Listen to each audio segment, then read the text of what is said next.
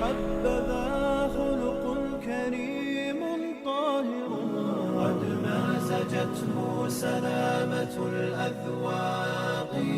فإذا رزقت خليقة محمودة فقد اصطفاك مقسم الأرزاق.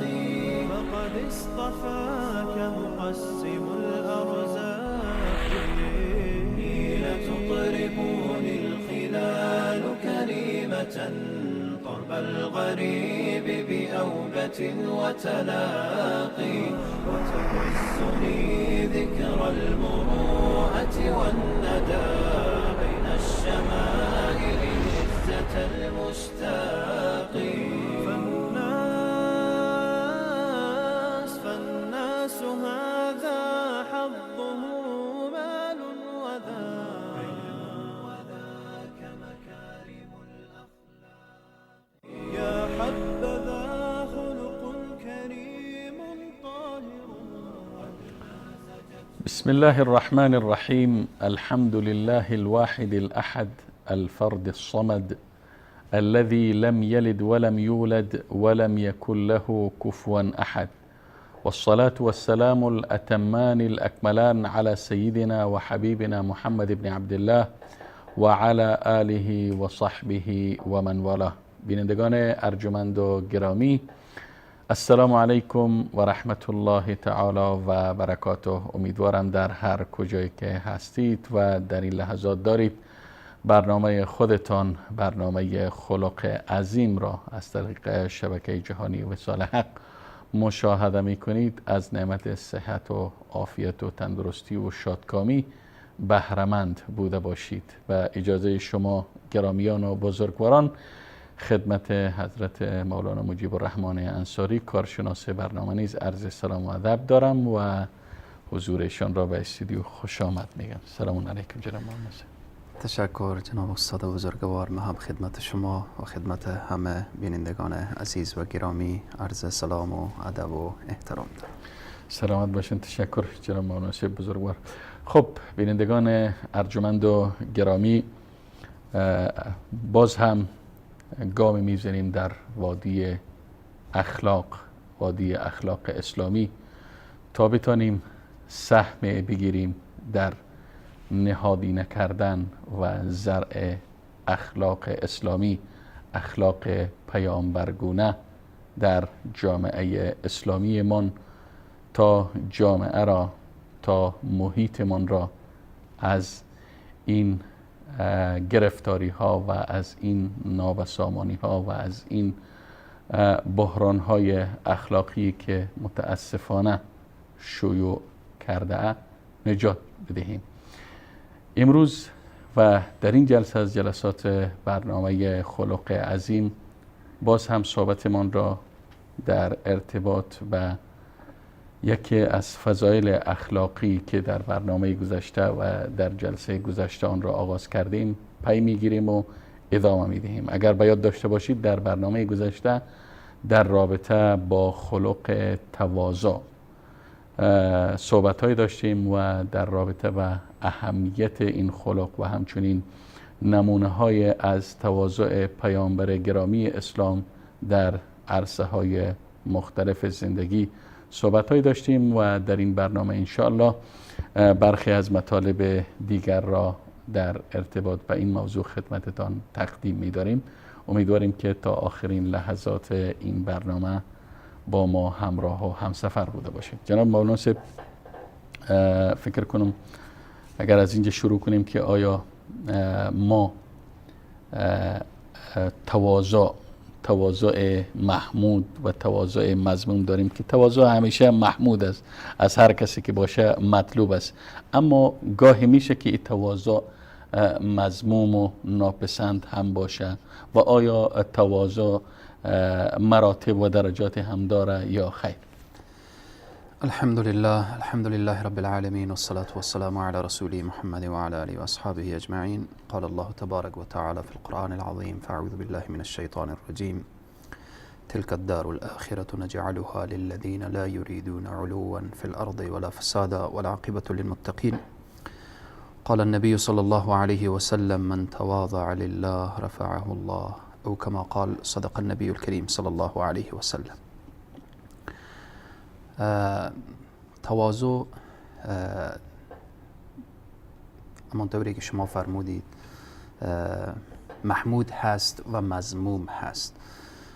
تواضع محمود خب واضح و مشخص هست که گفته شده آن کسی که اوامر الله سبحانه و تعالی رو به جا میکنه و آن کسی که نواهی ترک میکنه و عظمت و بزرگی الله سبحانه و تعالی و خشیت الهی در دل داره، شخص متواضع هست و این تواضع محمود هست. و رسول اکرم صلی الله علیه و سلم هم میفرمایند کسی که تواضع خاص به خاطر الله سبحانه و تعالی داشته باشه مقام از او، درجه از او بلند میره. اما تواضع مذموم در جای تواضع بعضی از علما و اینها مسئله لغت همان لغتی که به نام مهانه هست، یعنی تواضع نمیگویند، چون تواضع اکثر وقت و همیشه و اکثر اوقات به محمود به کار برده میشه و لغت مهانه رو به کار میبرن که مهانه به معنای پستی و خاری و ذلت و زبونی و اینها به کار میره. و همچنین وقتی گفته میشه تواضع مذموم، مراد و مقصود همان مهانه هست. به عبارت دیگر اگر ما در برابر اگر به عبارت دیگر ما بخواهیم که تواضع مذموم رو بفهمیم، ناپسند رو بفهمیم، تواضعی که مورد پسند الله و رسول صلی الله علیه وسلم نیست، هر تواضعی که گفته شده، هر تواضعی که به خاطر رسیدن به شهوات باشه، او تواضع چی هست؟ ناپسند هست، مذموم هست. چگونه؟ وقتی ما شهوات میگیم یعنی تواضعی که انسان بخواه به خاطر همان تواضعش به چوکی و مقام و منصب برسه، یعنی لله فی الله نباشه، لله نباشه، من تواضع لله گفته شده نباشه. و خود تواضع قضیه عبادی هست. وقتی رسول اکرم صلی الله علیه و سلم میفرماید من تواضع لله، شما ببینیم در آیات قرآن گفته شده و اتم الحج والعمره لله. بحث تواضع یک مسئله عبادی هست. شخص به خاطر رسیدن به شهوات که این شهوات همه را شامل میشه، یعنی به خاطر رسیدن به قدرت، مثلا یک شخص میره پیش یک بزرگتری، از رئیس جمهور گرفته تا بالاخره تا یک شخص دیگری منصبدار، صاحب قدرت، پست و اینها، میره تواضع میکنه، خود را خار میکنه، میره همون پستی و ذلت و اینها را میپذیره به خاطری که به منصب برسه و اون منصب و قدرت را در راه هوا و هوس خود مصرف بکنه.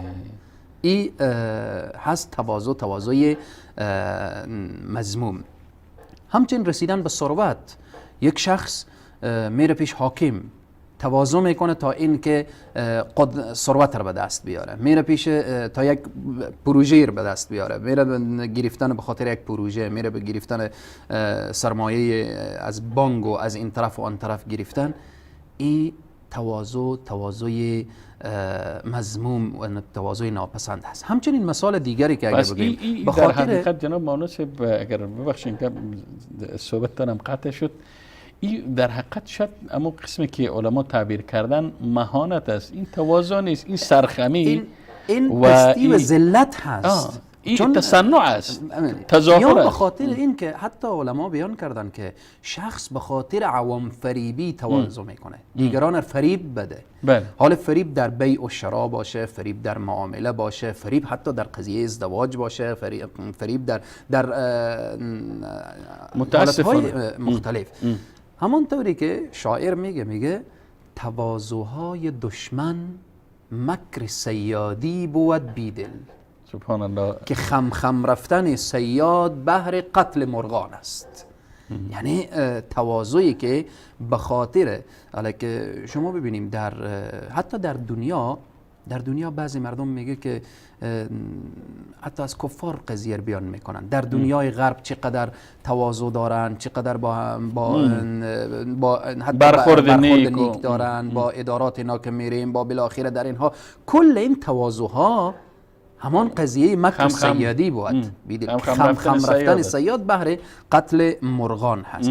پس نکته چگونه جناب مانوسب اینجا یک سوال مطرح میشه که خب جامعه میگه ما وقتی طرف میبینیم که با فروتنی و با شکست نفسی و با مهربانی و لطف برخورد میکنه، ما چرا ایره سوی تعبیر کنم، چرا ایره بگم که مثلا این تواضعش بهر منافع شخصی است؟ چگونه ایره درک کنه انسان؟ شما ببینیم وقتی که ما تواضع تعریف میکنیم که هر تواضعی که به خاطر رسیدن به شهوات باشه، این واضح و مشخص میشه از گفتارش، از کردارش، از نشانه هایش، از علائمی که در او هست. حتی از بخش درجات. شما قبل گفتیم که در قسمت درجات در باره تواضع و درجات تواضع شیخ الاسلام ابو اسماعیل هیروی خواجه عبدالله انصاری رحمهم الله میفرمایند تواضع در دین 3 درجه بیان میکنن. این 3 درجه مرتبط به تواضع هست. ما باید الله سبحانه تعالی به ما عقل داده، به ما فکر داده، به ما اندیشه داده. نباید مثل یک پرنده که در دام صیاد قرار میگیره، ما باید در دام یک شخصی که به دروغ و به تزویر تواضع کرده ما فریب او بخوریم. احتمال داره که انسان 1 مرتبه فریب بخوره، 2 مرتبه فریب بخوره، اما بالاخره سرانجام نباید که برای همیش در وادی فریب و اینها قرار بگیره. شیخ الاسلام ابو اسماعیل هیروی میفرمایند تواضع در دین. چگونه تواضع در دین؟ درجه اول رو بیان میکنن. مسائل دینی شخص از رای عقل و از رای نقل متوجه باشه که از این دید نشناسه. مثلا شخص میگه این مسئله دین به عقلم برابر نمی آیه، این مسائل دین. اگر شخص چنین گفت از تواضع دور شده. یا مثلا چرا عقل متفاوت است، برداشت متفاوت. چرا وقتی که شخص میگه که میشنوه که قال الله و قال الرسول، اما نگه که فلانه شخص چی گفت. اگر در مقابل قال الله و قال الرسول گفت، این از این درجه تواضع عقیب مانده و از درجه تواضع مانده. پس شیخ الاسلام میفرماید که تواضع در دین یعنی چی؟ یعنی مجردی که شنیدی قال الله و قال الرسول سمعنا و اطعنا، باید عقلت تابع نص کن. نکته دوم، مسائل دینی شخص نمیدانه. حالا از کجا بفهمیم که این متواضع هست؟ اگر ما در درجه اول گفتیم که اگر به شخص قال الله و قال الرسول گفتیم و اون نپذیرفت و آمد عقل و یا نقل در مقابل نصوص قرار داد، میدانیم که این شخص متواضع نیست.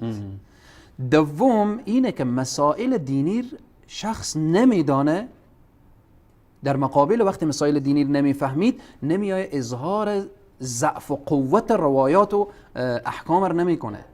این شخص متواضع هست، درجه دوم هست. یعنی شخص احکام اسلامی رو وقتی که نمیفهمه از او پرسان میکنن که این حدیث، درباره حدیث معلومات نداره، این حدیث قوی است یا ضعیف، حکم نکنه، بگه که من معلومات ندارم، در این باره تخصص من نیست، فقه را نمیدانم، حدیث را نمیدانم، تفسیر را نمیدانم، تخصص من چیز دیگری است و مسائل دیگری است و علم دیگری است. اگر شخص چنین در مقابل مسائلی که نمیدانست گفت، این شخص در حقیقت متواضع هست. سوم، پذیرفتن حق. در وقتی که حق برایش واضح شد، شیخ الاسلام میفرماید که این مقام و درجه دیگری از متواضعین به اینه که در هر سنی که هست، یک شخص در سن 60 سال 70 سال قرار داره، حق برایش واضح میشه از طرف یک جوان 15 ساله، یک جوان 20 ساله.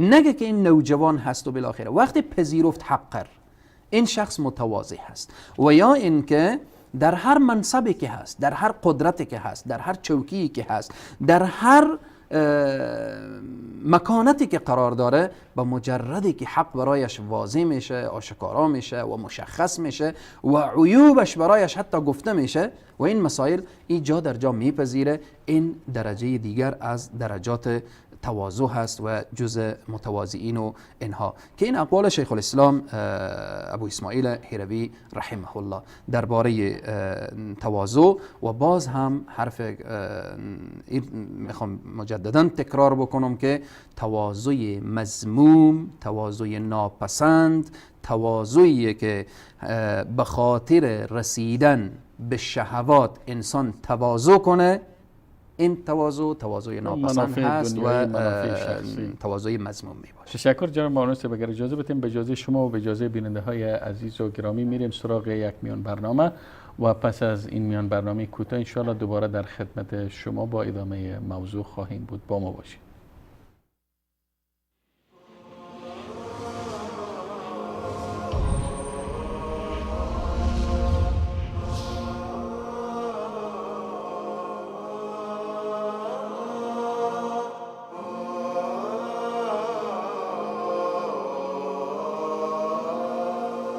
هدي الحبيب يقودني وبنوره تصفو الحياة.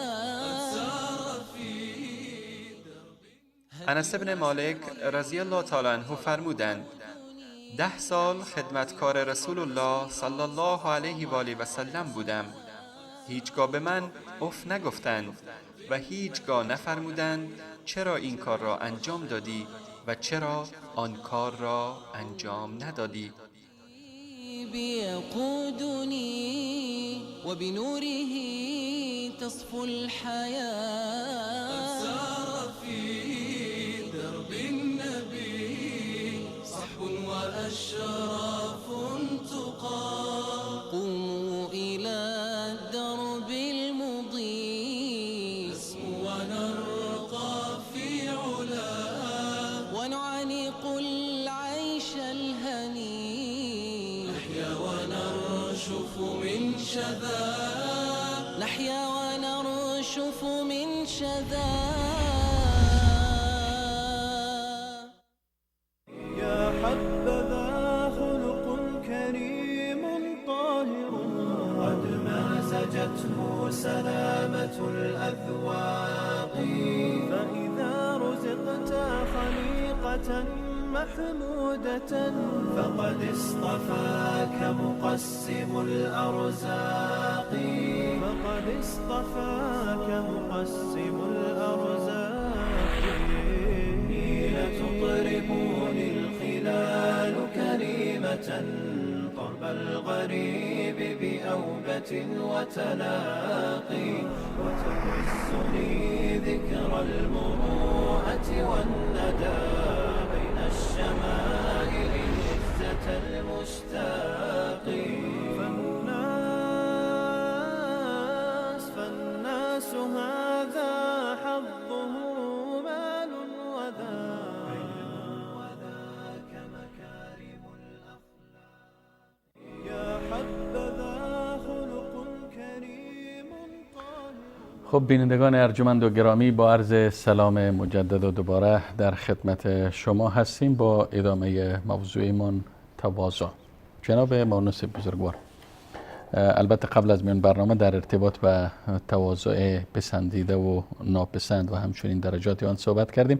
حالا میخوایم اگر شخص، فرد یا جامعه متخلق به اخلاق به خلق تواضع نباشه و در افعال و کردار و تعاملات خیش از تواضع را پیش خود نسازه، حتما جای تواضع را تکبر، غرور، خودخواهی، جاه طلبی، برتری خواهی میگیره.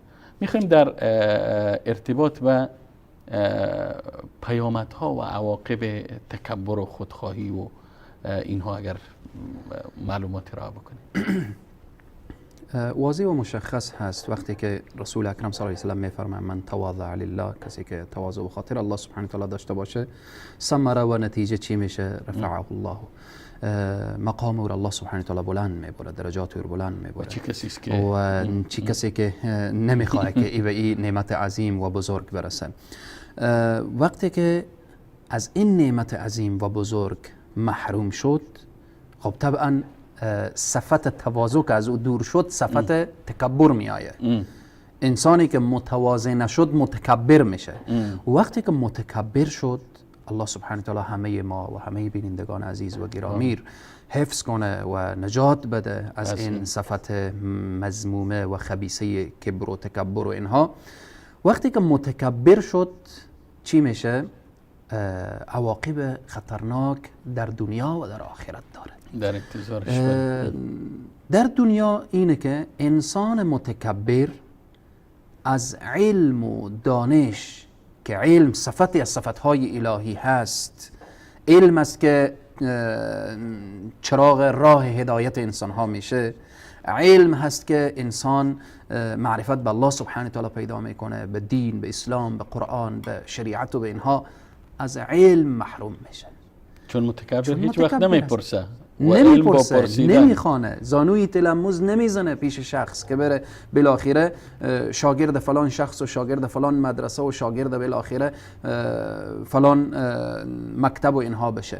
پس به اینه که از علم و دانش و از فقاهت و دانشمندی شخص محروم میشه. وقتی محروم شد به اینه که میگه چشم از پی علم باید گداخت، که بی علم نتوان خدا را شناخت. وقتی علم نبود جای جهل میآید، جهل آمد ظلمت و تاریکی و شقاوت و بدبختی به سراغ انسان میآید. نکته دیگر که در دنیا مرتبط میشه، انسان متکبر از نظر مردم میفته. انسان متکبر را دوست ندارن. مردم در بین جامعه انسان متکبر را دوست نداره، نمیخوان مردم او را ببینن، نمیخوان با او برخورد داشته باشن، نمیخوان با او بالاخره تعامل، چون او تعامل نداره. اما شاید جناب مناسب عده‌ای در ذهنشانی سوال خطور کنه که برعکس ما میبینیم که افراد زورگو، سیاستمدار، قلدر و اینا وقتی به منطقه سفر میکنن، وقتی به جای میرن، وقتی در برابر توده از مردم ظاهر میشن، مورد استقبال پرشور قرار میگیرن. این چی تعبیر میکنن؟ نمیشه که ما هر کسی که از او استقبال بکنن او را به لیست متکبرین قرار بدیم.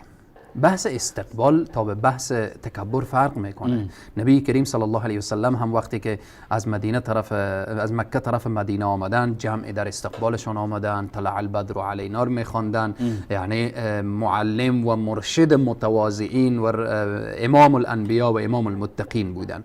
در بین وقتی که در جامعه هم ما میبینیم افراد مردم به اطراف اینا جمع میشه و مردم بالاخره اونا قدرتمندن، ثروتمندن. ما قدرتمند داریم که انسانهای صالح هستن، ثروتمند داریم، اما انسانهای متکبری که در بین جامعه میبینیم مورد استقبال دیگران قرار میگیره، مورد استقبال قرار میگیره، از دو حالت خالی نیست. در جامعه که در اون جامعه فقر و مشکلات بالاخره به سطوح آمده، از هر طرف فریاد فقر و فریاد بیچارگی مسلمان ها بلند میشه، مردم دیگه پناهی نداره.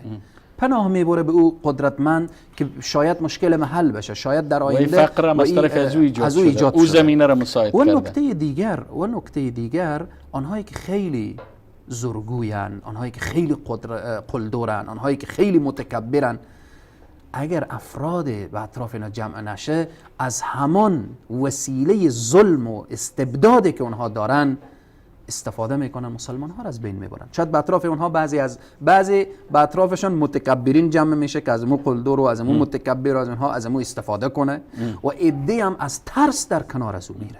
و شاید محبت قلبی نیست، محبت ظاهری است.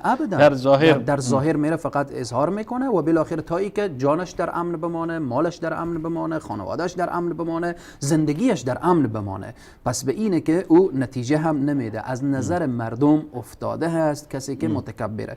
نکته دیگر اینه که انسان متکبر ولو که به هر قدرت برسه، به هر پایه برسه، چیز مهمی که از دست میده آرامش از او سلب میشه. انسان متکبر آرامش نداره. خاطر جمع نیست. به خاطر چی؟ به خاطر اینکه همیش دغدغه و اینه که فلان جا رفتم فلانی به استقبال من نیامد، فلانی به من احترام نکرد، فلانی در مقابل من چی گفت، فلانی، و بالاخره همیشه این دغدغه ها در فکرش و در ذهنش و در اطرافش هست. از این مسائل دنیوی که بگذاریم، مسئله اخروی اینه که انسان متکبر الله سبحانه و تعالی دوست نداره. در چندین جای قرآن به صراحت بیان میشه انه لا يحب المستكبرین. الله ذاتیه که انسانهای مستکبر، انسانهای متکبر دوست نداره. وقتی الله دوست نداشت سرانجام چی میشه؟ سرانجام این میشه که الله کسی که دوست نداشته باشه در جنت داخل نمیشه. رسول معظم اسلام صلی الله علیه وسلم میفرمایند لا يدخل الجنه من كان في قلبه مثقال ذره من کبر. داخل جنت نمیشه کسی که ذره از کبر در قلب از او باشه. حالا یک انسانیه که قیافتا خود را به دیگران متکبر نشان میده، ظاهرا خود را متکبر نشان میده، زبانش زبان متکبرانه هست، چشمش چشم متکبرانه هست، زبانش دستش دست متکبرانه هست، اما در قلب خود متکبر نیست. فقط میخوای به مردم تظاهر کنه که من متکبرم. این انسان دوچار گناه شده، دوچار گناه کبیره شده، دوچار گناه بزرگ شده، اما سرانجام به جنت میره. اما کسی که ذره در قلب از او کبر داخل شد، رسول صلی الله علیه و سلم میفرمایند لا يدخل الجنه، ابدا به جنت داخل نمیشه انسان متکبر. انسانی که در قلب از او کبر باشه. به خاطر چی؟ چون انسانی که متکبر شد صفتی از صفات شیطان در وجود از شیطان برای از او اسوه هست، نه این که رسول صلی الله علیه و سلم. بزرگترین متکبر و الگوی متکبران ابلیس و است. اولین خطای و اولین اشتباهی و اولین نافرمانی که از مخلوق پروردگار عالم تکرار شد ابلیس بود که گناه و ذنبی که او تکبر بود انجام داد. و اذ قلنا للملائکه اسجدوا لآدم فسجدوا الا ابلیس ابا. ابلیس بود که ابا ورزید، تکبر کرد. پس شخص متکبر صفتی از صفات شیطان میآید. انسان متکبر یعنی رسول الله صلی الله علیه و سلم ترک کرده. گفته شده در قرآن لقد کان لکم فی رسول الله اسوه حسنه. پیامبر اسوه حسنه هست، برای انسانهای متواضع اسوه هست، اما برای انسانهای متکبر شیطان اسوه میشه. نکته دیگر فرعون.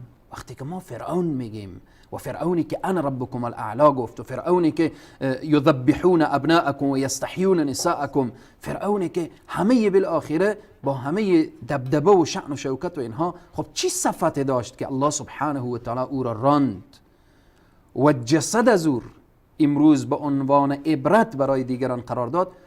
متکبر بود. صفت فرعونی میآید در وجود انسان متکبر. قارون یک سرمایه‌دار بود، سرمایه‌اش او را به تکبر وادار کرد.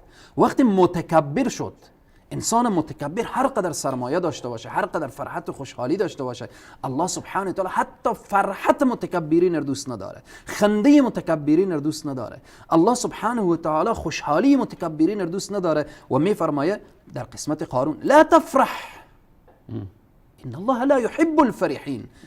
فرحت مذموم، ناپسند، فرحت متکبرانه هست. یا ولا تمشی فی الارض مرحا. در این قسمت شما ببینیم الله سبحانه تعالی فرحت مؤمنین دوست داره، فرحت متواضعین دوست داره. وقتی که الله سبحانه تعالی میفرماید یا ایها الناس قد جاءتكم موعظه من ربكم وشفاء لما في الصدور وهدى ورحمه للمؤمنین، وقتی که انسان مؤمن شد، رحمت پروردگار عالم شامل حالش شد، قرآن با عنوان با تدبر و با تفکر خوان، ادامه آیه چی میفرماید؟ قل بگو بفضل الله و برحمته فبذلك فلیفرحوا. وقتی زندگی شما زندگی قرآنی شد فلیفرحوا، خوشحالی کنید.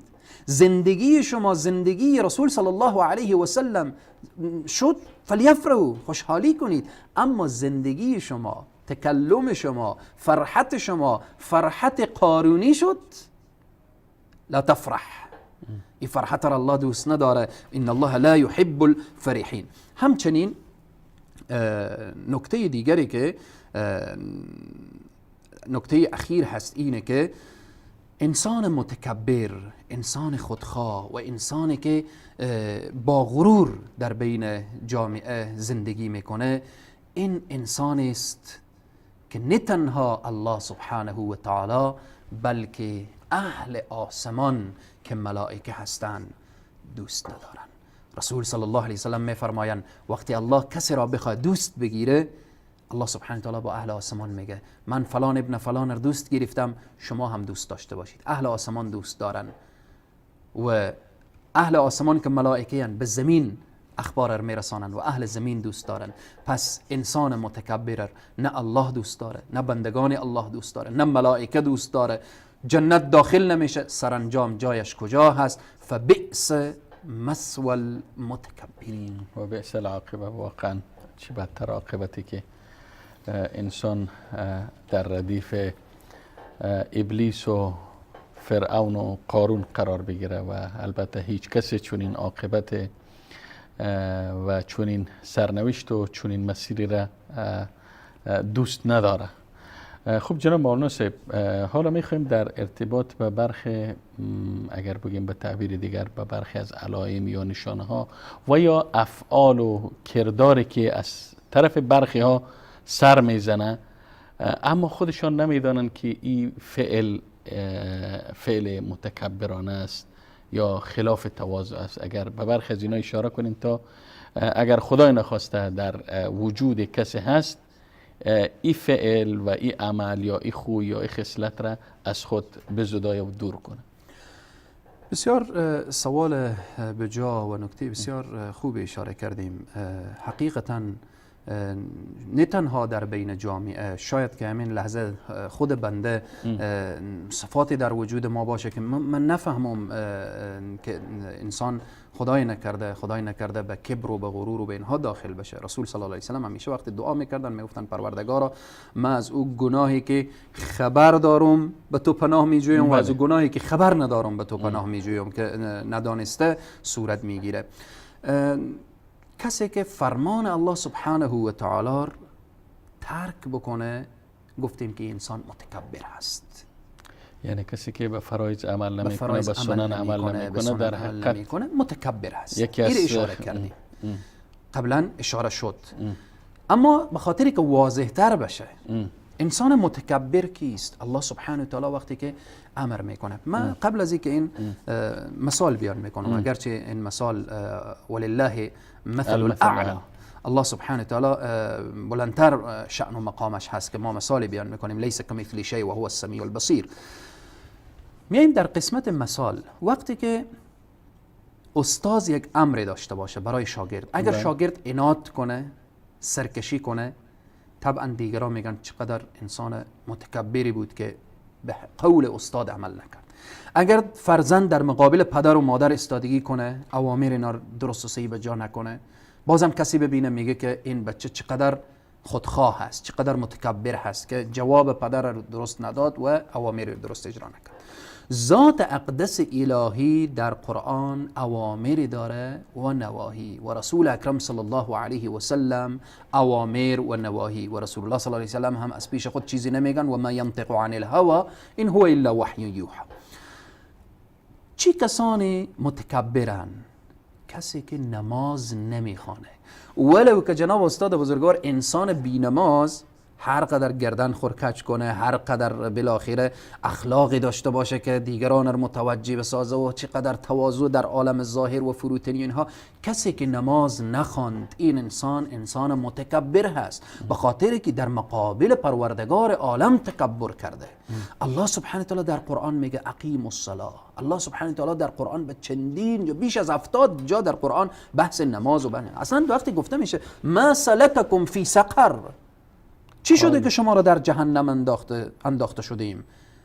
داخل شدن شما در جهنم سبب چی بوده؟ ما سلککم فی سقر قالوا لم نکن من المصلین، ما از جمله نمازگزاران نبودیم. ما نماز نمیخواندیم. پس انسانی که نماز نخوانه، در قسمت نماز تغافل داشته باشه، در قسمت نماز سستی و تنبلی داشته باشه، انسان متکبر هست. اگرچه این مثال ها یک مثال شما جناب بانوس با خوب مثال اشاره کردین. باز مثال گفتین، ما مثال میتیم. فرضاً یک کسی میای با ما، با شما، با همه جامعه شکستگی میکنه، خوبی میکنه، مهربانی میکنه، لطف خوش میکنه، اما در مقابل پدر و مادر بی تفاوت است. آیا این ما میتونیم بگیم که توازن نیست؟ او همان مهانه هست. پس باز در برابر پروردگار وقتی انسان در پروردگار عالم، یعنی ولله المثل الاعلی. نکته دیگر مثلا بحث حجاب. حجاب فرمان شوهر نیست، حجاب فرمان پدر نیست، حجاب قانون این کشور و آن کشور نیست، حجاب فرمان پروردگار عالم هست.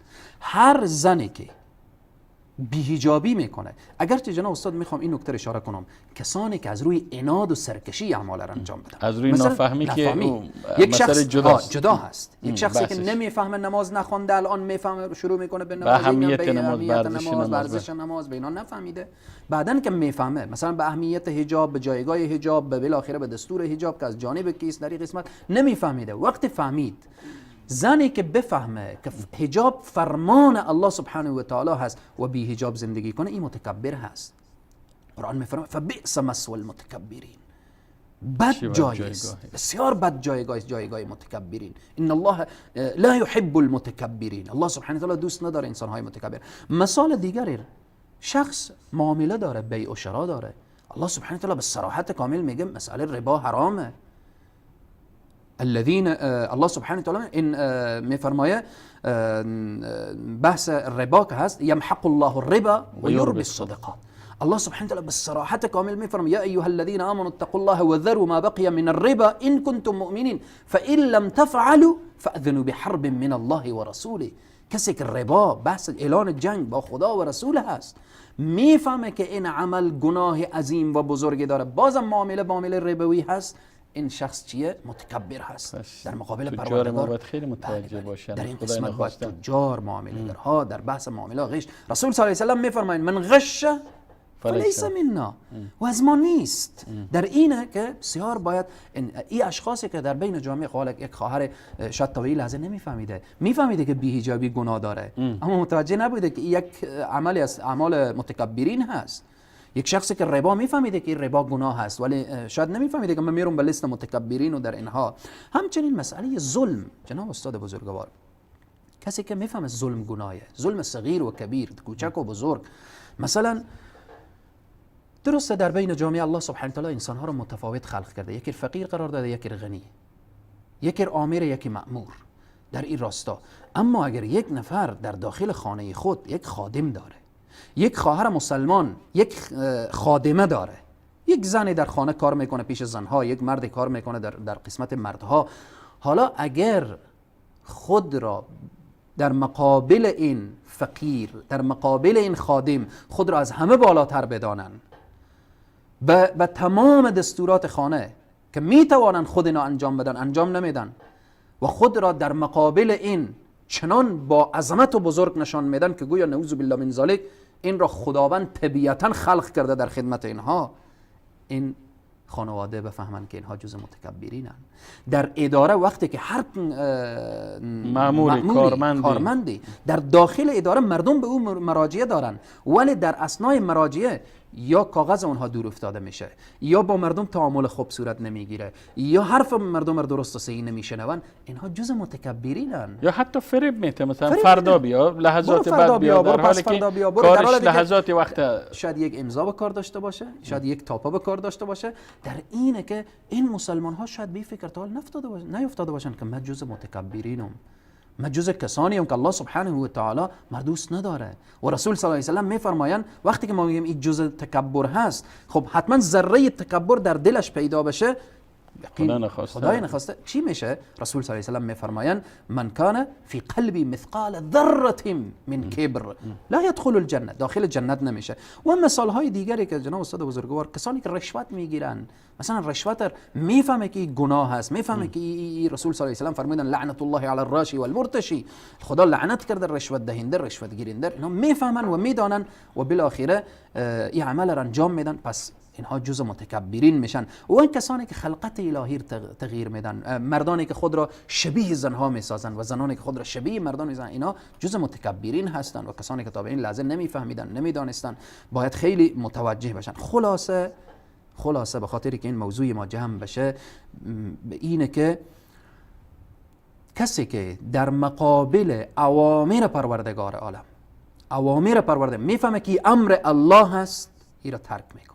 میفهمه که این را الله نهی کرده، او را انجام میده از روی عناد و سرکشی، این شخص میشه جز متکبرین. و تکبر چیزیه که حدیث قدسی است که رسول صلی الله علیه و سلم میفرمایند که الله سبحانه و تعالی فرموده الکبریاء ردایی، این ردای هست به الله سبحانه و تعالی، والعظمت ازاری فمن نازعنی واحدا منهما قذفته فی النار.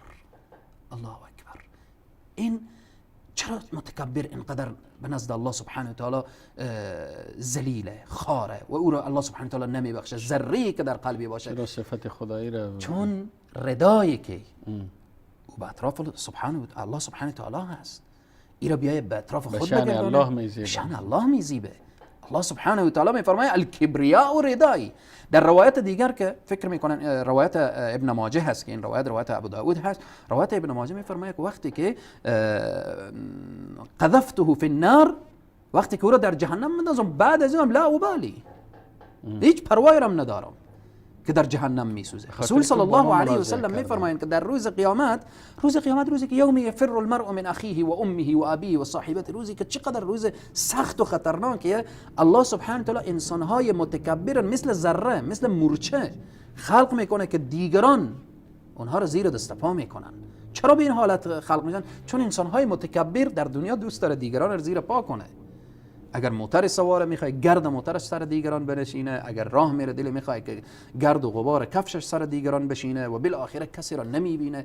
به اینه که الله سبحانه و تعالی انسان متکبر دوست نداره. و تکبر هم اینه که اوامر الله سبحانه و تعالی ترک بشه و نواهی انجام داده بشه. تشکر جناب مولانا بزرگوار. باز هم به اجازه شما و به اجازه بیننده های عزیز و گرامی میریم سراغ یک میان برنامه و پس از این میان برنامه انشالله دوباره در خدمت شما با ادامه موضوعمان خواهیم بود. با ما باشید.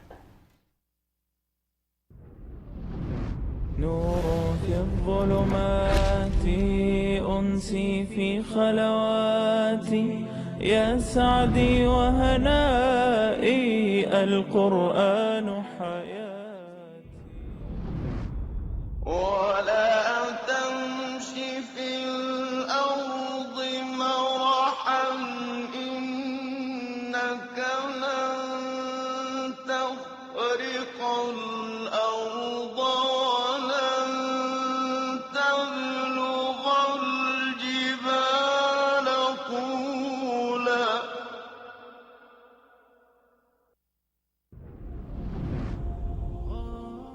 و با تکبر در زمین راه مرو، بیگمان تو نمی توانی زمین را بشکافی و هرگز در بلندی و قامت به کوه ها نمی رسی. نور في الظلمات أنسي في خلواتي يا سعدي وهنائي القرآن حياتي يا حبذا خلق كريم طاهر قد مازجته سلامة الأذواق فإذا رزقت خليقة محمودة فقد اصطفاك مقسم الأرزاق فقد اصطفاك مقسم الأرزاق حين تطربني عزة طرب الغريب بأوبة وتلاقي وتهزني ذكرى المروءة والندى بين الشمائل عزة المشتاق فالناس هذا حظه مال وذاك مكارم الأخلاق يا حبذا خلق كريم طاهر.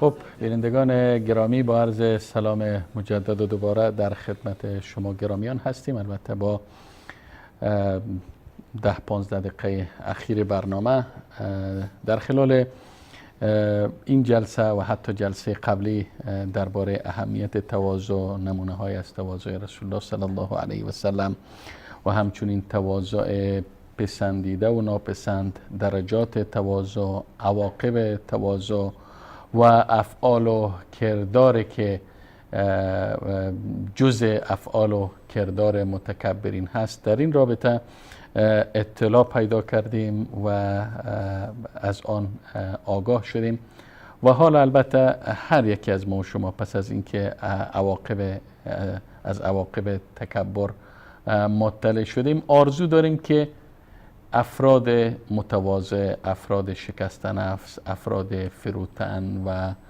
مهربان در جامعه باشیم، خواه با در محیط کوچک خانوادگی، خواه در محیط جامعه کوچک، جامعه مجتمع کار باشه یا جامعه کلی باشه. میخوایم که متواضع باشیم، اما چی باید کرد تا متواضع شد؟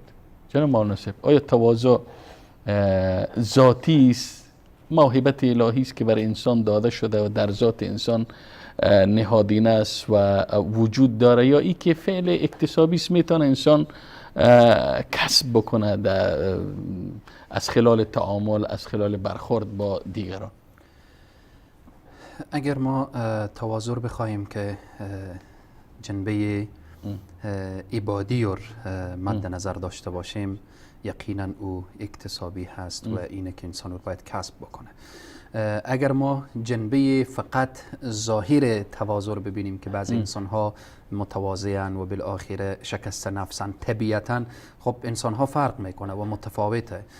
بعضی انسان ها ذاتن سرکشن طبیعتا و بعضی انسان ها طبیعتا متواضعن. نه او کسی که طبیعتا سرکش او رو ما نه متکبر میگیم و نه ای کسی که طبیعتا آرام و بسیار نرمه ای را نه متواضع میگیم. پس قضیه اینه که چون تکبر یک گناه و معصیت هست و تواضع یک عبادت و اجر هست، پس ما اجر و معصیت اینها فعلی هست که دست خود انسان هاست و اختیاریه که انسان ها باید او را کسب بکنن و در این راستا، چون مسئله عبادی هست، مجاهدت نفس باید تلاش کنه و در این راستا. من میخوام درباره این که چگونه ما متواضع بشیم که الله سبحانه و تعالی اول برای خود ما توفیق عمل و بعد برای بینندگان عزیز و گرامی و برای همه عزیزان عنایت بفرمایه. ما وقتی این مسائل مد نظر بگیریم و رعایت کنیم میشیم جز متواضعین. اول در قرآن وقتی که ذکر میشه تلك الدار الآخرة نجعلها للذين لا يريدون علوا في الأرض ولا فسادا، در این آیه الله سبحانه و تعالی این را اشاره میکنه، تلك الدار الآخرة، این سرای آخرت. این سرای آخرت چکار شده؟ تلك الدار الآخرة نجعلها، ما گردانیدیم این سرای آخرت برای کی؟ یعنی جنت برای کی قرار دادیم؟ للذین لا یریدون علوا فی الارض ولا فسادا، کسانی که در روی زمین متکبرانه زندگی نمی کنن و فساد نمی کنن. شما ببینیم کبر و فساد کنار هم دیگر ذکر میشه، چون این هم وقتی انسان متکبر شد فساد میکنه، ظلم میکنه. خب جنت وقتی که قرار دادیم و این آخرت برای چی کسانی؟ وقتی که لا یریدون علوا فی الارض ولا فسادا، در ادامه میفرمایه والعاقبة للمتقین، عاقبت از آن متقین هست. پس تقوا و خدا ترسی انسان را متواضع میکنه. تقوا و خدا ترسی چی هست؟ امین که اوامر الله را درست و صحیح به جا کردن، نواهی را درست و صحیح ترک کردن، این تقوا هست. اما میریم درجه بالاتر. رسول صلی الله علیه و سلم میفرمایند دع ما یریبک الی ما لا یریبک. ترک کن او چیزی که تو را به شک میندازه، برو به طرف او چیزی که تو را به شک نمیندازه. پس از شبهات انسان خود را دور بداره، این درجه تقوا و پرهیزگاری. وقتی متقی شد شخص چی میشه؟ متواضع میشه. چون وقتی متقی شد محبوب پروردگار عالم میشه. دوم، فکر نمودن به اصل خود. شخص میخواد متواضع بشه، اصل خود فکر بکنه. الله سبحانه و تعالی میفرمایه من ای شیء خلق، از چه چیزی خلق کرد او را الله سبحانه و تعالی؟ این انسان. ای انسان از چه چیز خلق شدی؟ الله میفرمایه خلقه من نطفه خلقه فقدره ثم السبیل یسره. انسان خلق شد از یک نطفه، از یک نطفه‌ای که او وقتی بر روی دامن انسان میریزه او را با چند آب انسان میشویه. در آیه دیگه وقتی میفرمایه من نطفه من علقه من مضغه من مخلقه الى آخر آیه. الله سبحانه و تعالی آیه به ترتیب بیان میکنه. اول نطفه هست، بعد از نطفه علقه هست، بعد از علقه مضغه هست، بعد از مضغه فکسونا العظام لحما ثم انشأناه خلقا آخر فتبارك الله احسن الخالقین. پس به اینه که این انسان مهین در جای دیگه. پس انسان فکر بکنه به اصل خود، از چی به وجود آمدم، انسان خود به خود متواضع میشه.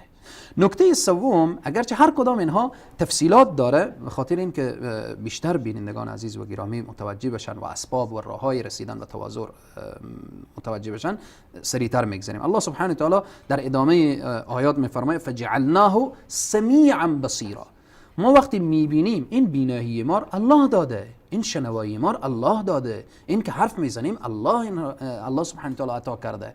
خب الله سبحانه و تعالی این همه نعمت را داده، نباید در مقابل احکام الله، در مقابل دستورات الله، در مقابل بندگان الله سبحانه و تعالی انسان متکبر بشه. نکته سوم اینه که قبل از او گفتیم که فکر نمودن به اصل خود، اندیشیدن به اصل خود. نکته سوم، قدر خود را بشناسه که در چیست، انسان در چی چیز ارزش داره. انسانی که الله سبحانه و تعالی میفرماید لقد خلقنا الانسان فی احسن تقویم، انسانی که الله سبحانه و تعالی میفرماید ولقد کرمنا بنی آدم، انسانی که الله سبحانه و تعالی در آیات زیاد تعریف و توصیف کرده و گفته قل یا عبادی، یا عبادی، در آیات زیادی یا عبادی گفته، در آیات زیادی بحث اکرام و بحث بالاخره انسان اینها آمده. این انسان قدر ازی به خاطر چی هست؟ به خاطر اینه که در مقابل دستورات الله متواضع باشه. الله سبحانه و تعالی حبیبش، رسولش، نبیش، رسول اکرم صلی الله علیه و سلم، اشرف مخلوقات، سید الرسول، برای او دستور میده که مرا سجده کن، سر بگذار به سجده، واسجد واقترب، سجده کن و نزدیک بشو. یعنی میخوای الله سبحانه و تعالی حبیب انبیا علیهم السلام رو ببینه که اینها در حال فروتنی و در حال تواضع در حال اینها هستن. پس این انسان قدر و منزلتش به اینه که انسان متواضع باشه. رسول صلی الله علیه و سلم میفرماید من تواضع لله رفعه الله. کسی که تواضع کنه مقامش بالا میره، متکبر شد اسفل السافلین جایش میشه. ادامه آیه وقتی میگه لقد خلقنا الانسان فی احسن تقویم، ما انسان رو به بهترین شکل و قیافه خلق کردیم. ادامه میفرماید ثم رددناه اسفل السافلین. همین انسانی که به بهترین شکل و قیافه خلق شده ثم رددناه اسفل السافلین چی وقت میشه؟ زمانی که میره در اوج تکبر، تواضع رو فراموش میکنه. و انسانی که در اوج، یعنی ولقد کرمنا بنی آدم گفته شده، در جای دیگه میگه اولئک الانعام بل هم اضل. وقتی متکبر شد از حیوان هم پستر میشه. پس قدر خود بشناسه، قدر انسان در تواضع هست و تواضع هم قبلا بیان کردیم. چهارم، یادآوری و یا خبرگیری از مریضان، از انسان هایی که به مصائب و مشکلات رسیده بر اینا. برای شخص سر بزنه به شفاخانه ها، برای در کنار کسانی که برای از اونا مصیبت رسیده، نگاه کنه جاهایی که زلزله آمده، نگاه کنه کسانی که به سر از اونها مصیبت آمده با انواع مختلف، با اشکال مختلف، با همه بالاخره. اگر دیروز در اون منطقه زلزله شد، فکر نکنه که در منطقه این زلزله نمیآید. اگر بر سر فلانی مصیبت مریضی آمد، فکر نکنه در سر شخص نمیآید. اگر در فلان مصیبت در همسایه آمد، فکر نکنه که بر سر این نمیآید. پس کل این افکار و سر زدن و خبر گرفتن از مریضان، از مصائب و مصیبت زدگان و از اینها سبب میشه که انسان متواضع میشه. نکته دیگر یا پنجم از راههای رسیدن به تواضع، پاک کردن قلب. اصلا قبلا اشاره کردیم که خود تواضع از اعمال قلوب هست. بله. از اعمال قلوبه. ما وقتی میخوایم تواضع در زندگی خود احیا بکنیم، باید تواضع در دل ما ایجاد بشه، در قلب ما ایجاد بشه. رسول اکرم صلی الله علیه و سلم میفرمایند الا ان فی الجسد مضغه و اذا صلحت صلحت كله و اذا فسدت فسد كله الا وهي القلب. در اینه که وقتی قلب صالح شد، تمام اعضای بدن صالح میشه. قلب متواضع شد، تمام اعضای بدن متواضع میشه. ششم، طوری و شکلی با دیگران برخورد کنه و تعامل داشته باشه که دوست داره با او تعامل و برخورد داشته باشن. این مهمه. آیا امروز مدیر صاحب و مأمور صاحب و فلان صاحب و فلان صاحبی که در ادارات و چوکی نشسته‌اند با مراجعین، آیا دوست دارن عین تعامل با خودشان چه؟ پس با اونها تعامل خوب داشته باشن، خود در موضعشان قرار بدن، موقفشان قرار وقتی که شخص میخواد متکبر بشه، بیاد از این بیفته که با من متکبرانه برخورد بشه چگونه خواهد بود. پس به اینه که طوری و شکلی با دیگران تعامل بشه. جناب استاد دوست نکته دیگه سریعتر میگذارم چون وقت تمام شده. فقط اینه که سیرت رسول اکرم صلی الله علیه و سلم مطالعه کنه شخص. بله. اصحاب رسول صلی الله علیه و سلم، زندگی بزرگان دین و ائمه دین رو مطالعه کنه، متواضع میشه. و همچنین خرد و بزرگ رو وقتی در کوچه و در راه و در نیم راه میبینه، بگه السلام علیکم و رحمت الله، السلام علیکم و رحمت الله. سلام. افشو السلام. سلام دادن خود به خود در قلب انسان تواضع ایجاد میکنه. و نکته دیگر اینه که هم نشین با فقرا، مستضعفین، مستمندان، بره با فقرا بنشینه، با مستضعفین بنشینه، با اونا غذا بخوره، با اونا تعامل داشته باشه، با اونا نشست و برخاست داشته باشه، تواضع میاد در زندگیش. نکته اخیر جناب استاد بزرگوار اینه، کسی که میخواد که متواضع بشه، در قبرستان سر بزنه، بره سر قبور نگاه کنه که انسان‌هایی که تا دیروز در روی زمین راه می‌رفتن، امروز زیر خاک پنهانن، معلوم نیست شقیان یا سعید. نگاه کنه و فکر کنه که روزی این لباس مزین و مفشن از تنم بیرون میشه، با یک پارچه سفید پیچانده میشم و داخل این خاک ها گذاشته میشم. معلوم نیست سرانجام و سرنوشت چی خواهد بود. رفتن به قبرستان و سر زدن بر سر قبور انسان متواضع میکنه. الله سبحانه و تعالی همه ما را جز متواضعین واقعی داشته باشه و صفت کبر و غرور و هوا و هوس و خودخواهی و انهار از وجود همه ما و از وجود همه بینندگان دور بسازه. آمین. من هم میخواستم در پایان همین دعا کنم که خداوند همه ما را تواضع نصیب کنه و کبر و غرور ولو با ذره هم اگر در قلب ما وجود داشته باشه، او را از قلب ما الله متعال بزدایه. و برنامه ما در این لحظات به پایان رسید. حرف دیگری نیست. از تک تک شما عزیزان و گرامیانی که تا این لحظه با ما بودین تشکر میکنم و تا برنامه دیگر و دیدار دیگر همه شما را به پناه الله یکتایی به همتا می سپارم و السلام علیکم و رحمت الله تعالی و برکاته.